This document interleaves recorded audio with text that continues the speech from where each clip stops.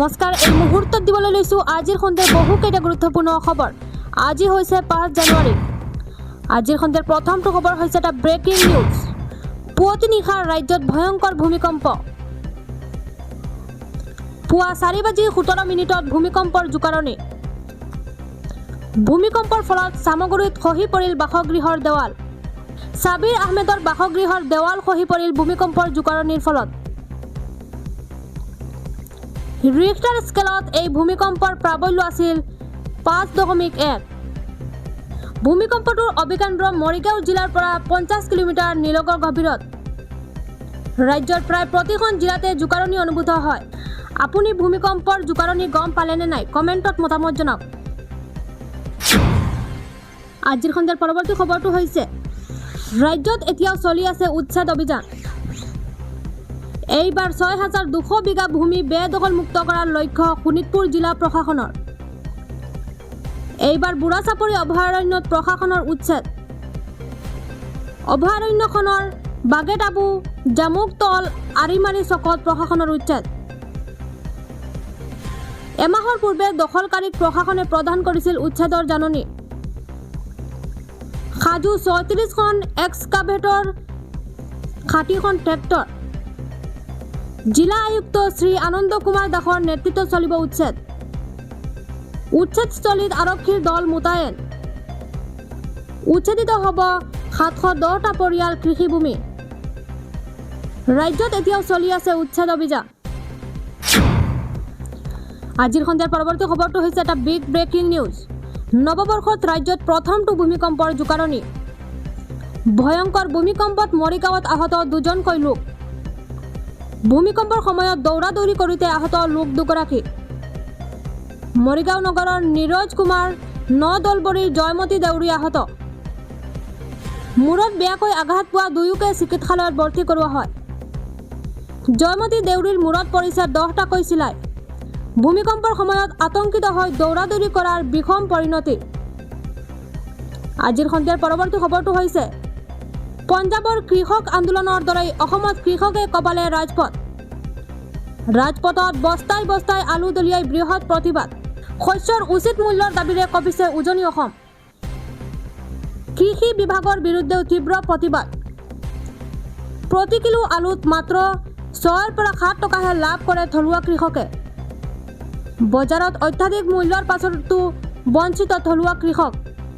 2500 hectare ভূমিত আলুৰ খেতি কৰি লোকচানৰ সন্মুখীন কৃষক। শদিয়াৰ ৰাজপথত আলুৰ উচিত মূল্যৰ দাবীৰে তীব্ৰ প্ৰতিবাদ। পঞ্জাৱৰ কৃষক আন্দোলনৰ দৰেই অসমত কৃষকে কবালে ৰাজপথ। আজিৰ সন্ধিয়াৰ পৰৱৰ্তী খবৰটো হৈছে নৱবৰ্ষৰ আৰম্ভণিতে ৰাজ্যত বতৰৰ ৰূপ সলনি। ভূমিকম্পৰ পিছতে প্ৰচণ্ড শীতে কঁপাব ৰাজ্য। ৰাজ্যৰ কেইবাখনো জিলাত হাই এলাৰ্ট জাৰি কৰা হৈছে। ঘন কুঁৱলীৰ লগতে বতাহ বৰষুণৰ আশংকা।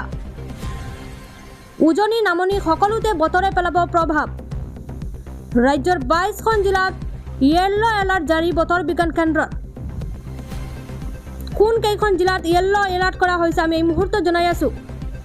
ধুবুৰী, কোকৰাঝাৰ, চিৰাং, বঙাইগাঁৱত এলাৰ্ট জাৰি কৰা হৈছে। লগতে গোৱালপাৰা, বৰপেটা, বজালি, বাক্সাতো এলাৰ্ট কৰা হৈছে। নলবাৰী, তামুলপুৰ, ওদালগুৰি, শোণিতপুৰতো জাৰি এলাৰ্ট কৰা হৈছে। শ্ৰীভূমি, কাছাৰ, হাইলাকান্দি, গোলাঘাটতো এলাৰ্ট জাৰি কৰা হৈছে। যোৰহাট, শিৱসাগৰ, মাজুলী, ধেমাজিতো জাৰি এলাৰ্ট কৰা হৈছে। লগতে ডিব্ৰুগড়, চৰাইদেউ, তিনিচুকীয়া জিলাতো এলাৰ্ট কৰা হৈছে। আজিৰ সন্ধিয়াৰ আন এটা খবৰ হৈছে উচ্ছেদস্থলীত উত্তপ্ত পৰিস্থিতি। বেদখলকাৰীয়ে চোচা ল'লে আৰক্ষীক। পুৱাৰ পৰাই শোণিতপুৰ জিলাত চলি আছে উচ্ছেদ। লাঠি জোং লৈ আৰক্ষীক লক্ষ্য কৰি ল'লে একাংশ বেদখলকাৰীয়ে। আজিৰ সন্ধিয়াৰ পৰৱৰ্তী খবৰটো হৈছে 11 মাহতে কোৰাণ শ্বৰীফ মুখস্থ 4জন ছাত্ৰৰ।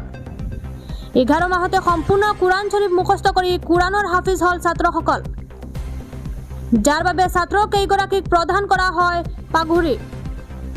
দেশৰ বিভিন্ন স্থানত কোৰাণ পাঠ প্ৰতিযোগিতাত অংশগ্ৰহণ কৰি আহিছে ছাত্ৰ কেইগৰাকীক লৈ গৌৰৱান্বিত হাউলিবাসী। আপুনিও 4জন ছাত্ৰক কমেণ্ট যোগে জনাওক শুভেচ্ছা। আজিৰ সন্ধিয়াৰ পৰৱৰ্তী খবৰটো হৈছে মছজিদৰ ইমামৰ তৎপৰতাত ভয়ংকৰ ঘটনাৰ পৰা ৰক্ষা পৰে অঞ্চলবাসী। মছজিদৰ মাইক যোগে সকলোকে সাৱধান ওলাই আহিবলৈ আহ্বান কৰে ইমামে।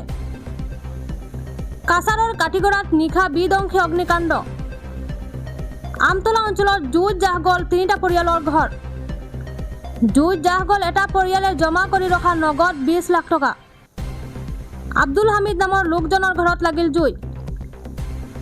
ভস্মীভূত প্ৰায় 50 লাখ টকাৰ সা সম্পত্তি।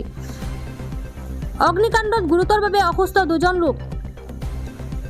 চকুৰ সন্মুখতে সমস্ত সম্পত্তি জ্বলি যোৱাত মূৰ্ছা যায় গৃহস্থ। অগ্নিকাণ্ডৰ পিছতে অঞ্চলটোত সৃষ্টি হয় উত্তপ্ত পৰিস্থিতি। খবৰ দিয়াৰ পিছতো অগ্নি নিৰ্বাপকৰ লোক নহাত ক্ষোভ। পলমকৈ অহা অগ্নি নিৰ্বাপক বাহিনীৰ লোকক আবদ্ধ কৰি ৰাখে উত্তেজিত ৰাইজে। আজিৰ সন্ধিয়াৰ পৰৱৰ্তী খবৰটো হৈছে প্ৰচণ্ড শীতৰ বাবে বিদ্যালয় বন্ধৰ সময়সীমা বৃদ্ধি। BTCৰ 5খন জিলাত 6 জানুৱাৰীলৈকে বন্ধ চৰকাৰী বেচৰকাৰী সকলো বিদ্যালয়।